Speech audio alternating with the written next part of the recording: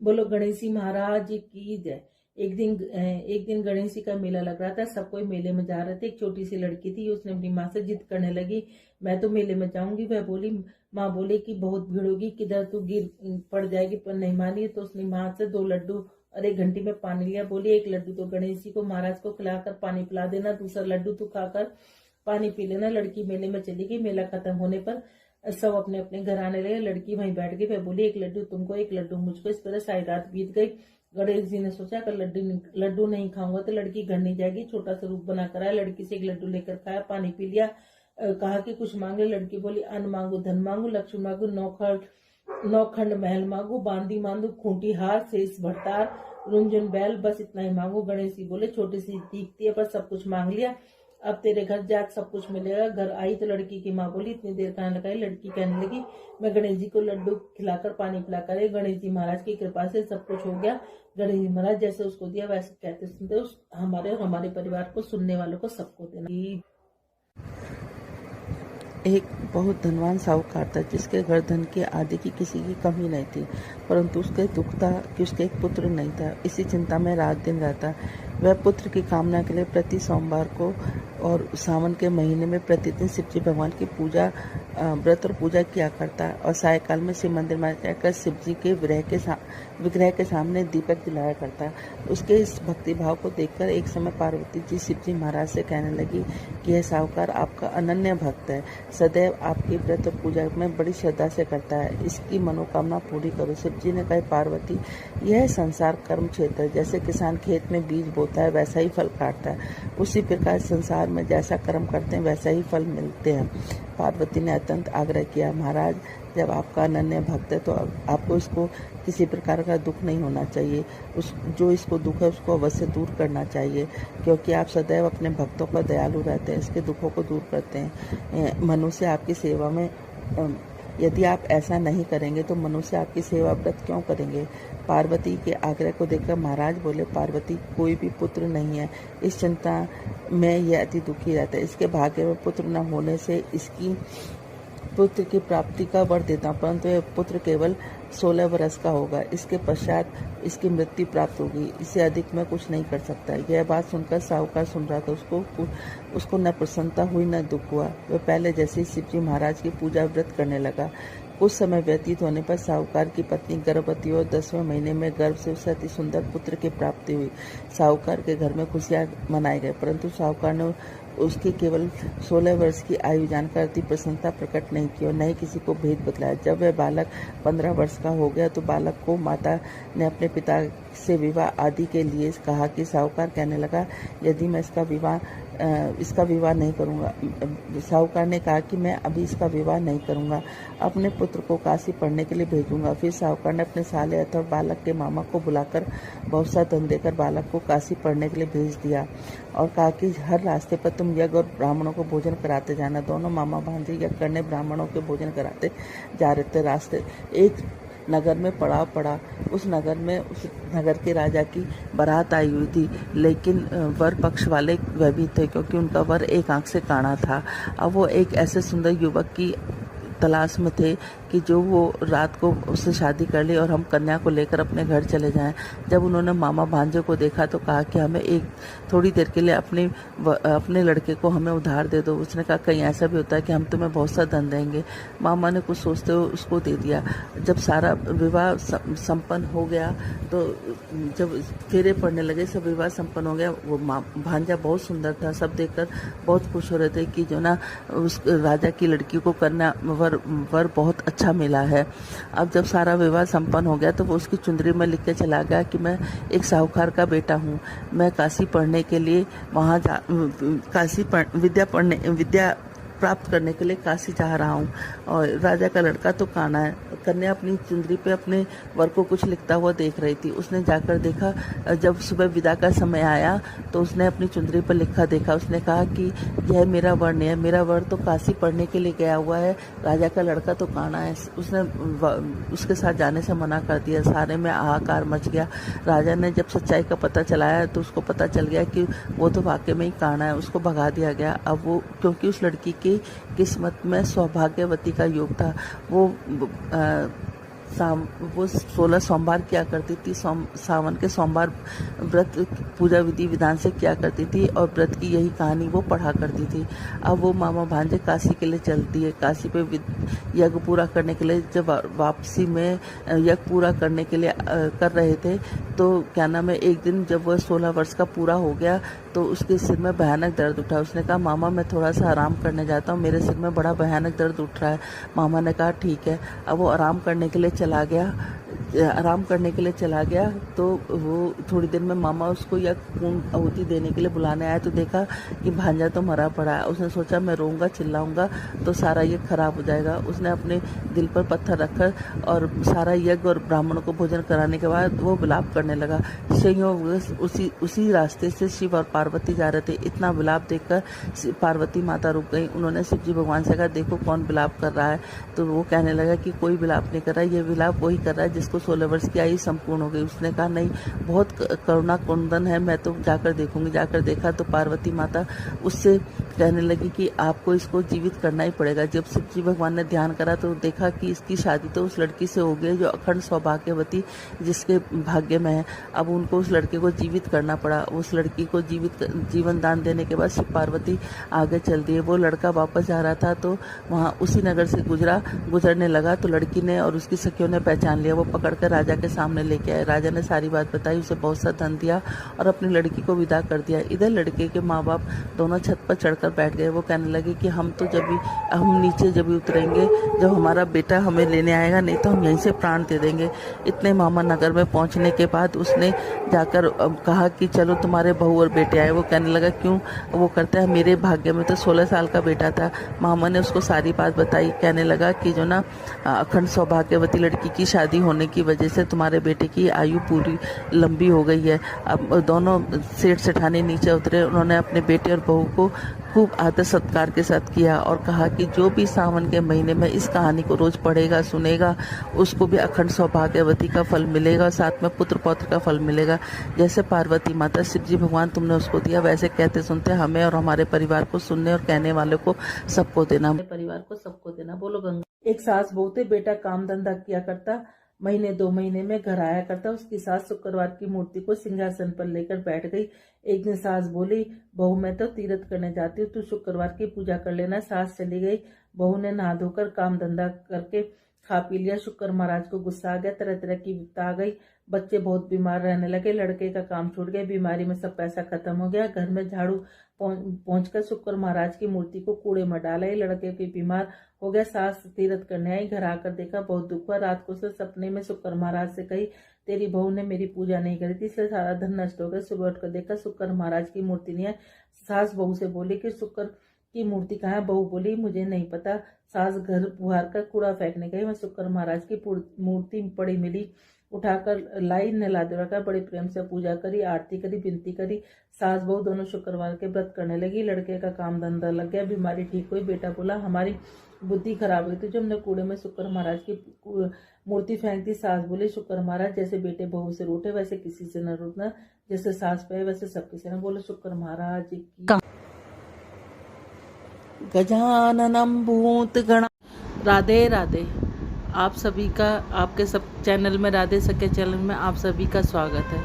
भगवान भोलेनाथ से प्रार्थना करते हैं कि आप सब लोग अपने घर में सुखी होंगे, सुरक्षित होंगे, हम सब लोग भी ठीक हैं। बोलो राधे राधे।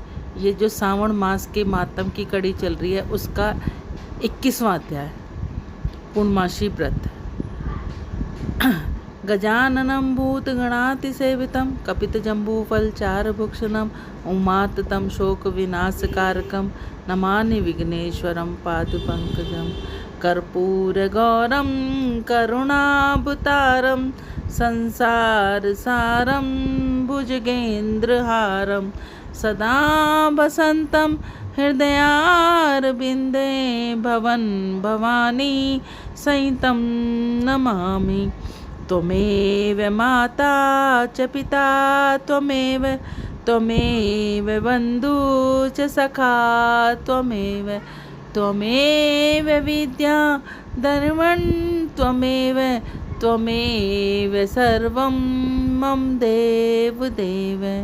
ॐ नमः शिवाय। ॐ नमः शिवाय ओम नमः शिवाय ओम नमः शिवाय ओम नमः शिवाय ओम नमः शिवाय ओम नमः शिवाय ओम नमः शिवाय। 21वां अध्याय पूर्णमासी व्रत।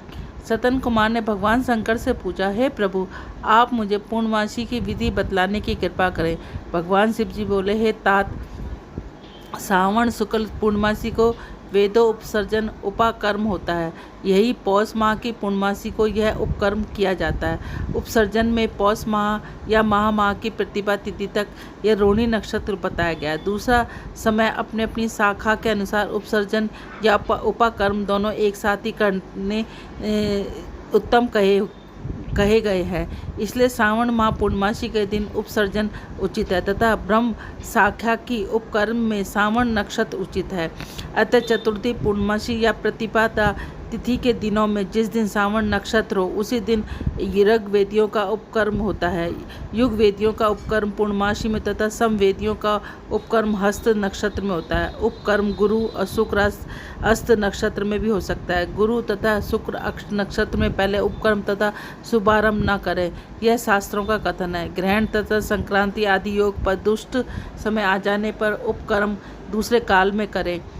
हस्त युक्त पंचमी या भाद्रपद पूर्णमासी के दिन अपने अपने गृह सूत्र के अनुसार उपसर्जन उपकर्म करें। मल मास में शुद्ध पक्ष में उपसर्जन उपकर्म करना चाहिए। यह दोनों उपसर्जन उपकर्म नित्य है, इनको प्रतिवर्ष नियम से करना चाहिए।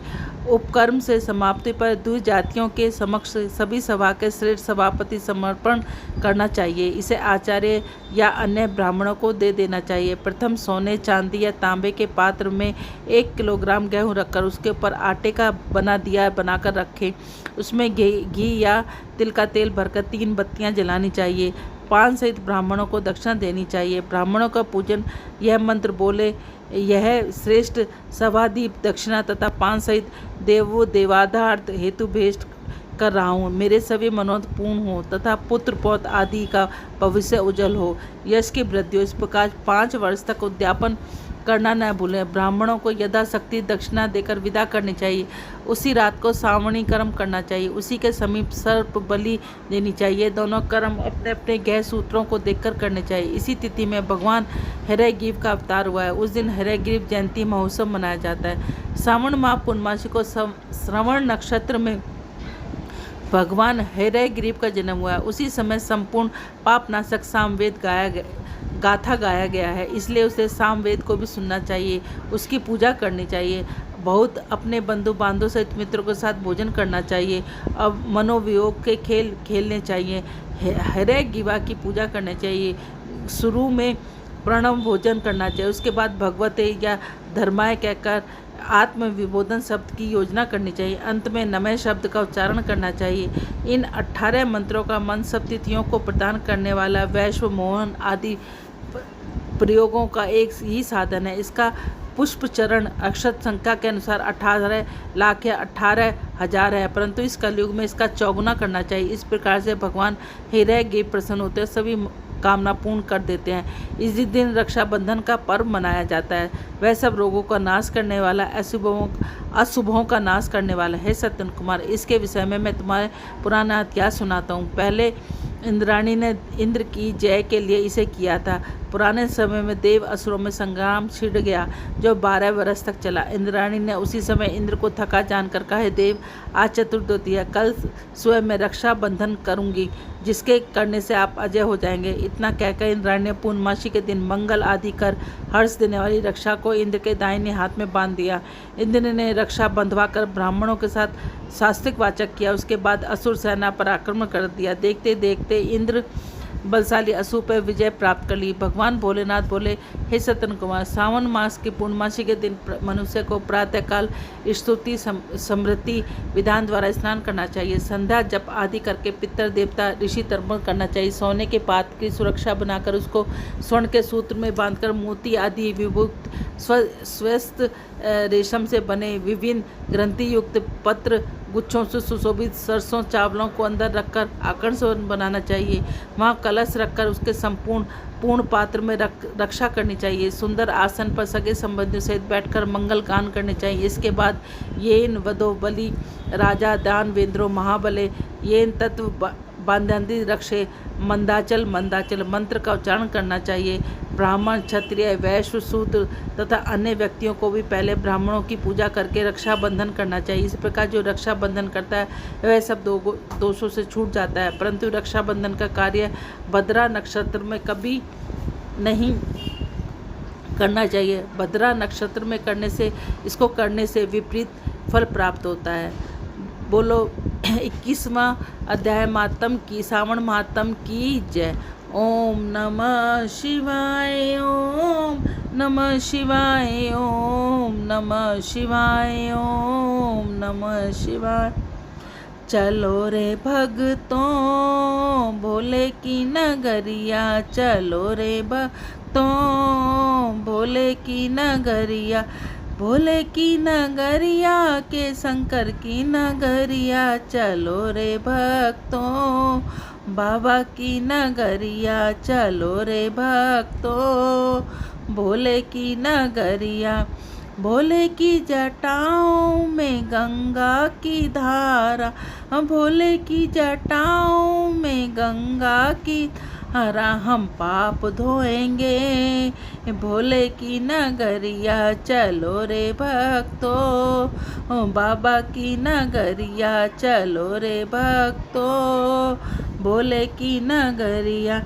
भोले के गोदी में प्यारा सा गणपति, भोले की गोदी में प्यारा सा गणपति, सब संकट हरेंगे भोले की नगरी, चलो रे भक्तों भोले की नगरिया, चलो रे भक्तों बाबा की नगरिया।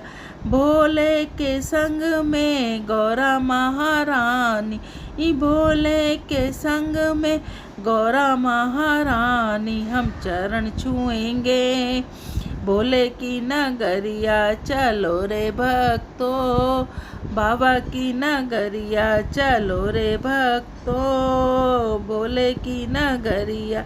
भोले की नगरिया में सब देव आए, भोले नगरिया में सब देव आए, हम दर्शन करेंगे भोले की नगरिया, हम दर्शन करेंगे भोले की नगरी, चलो रे भक्तों भोले की नगरिया, चलो रे भक्तों बाबा की नगरिया। बोलो राधे राधे।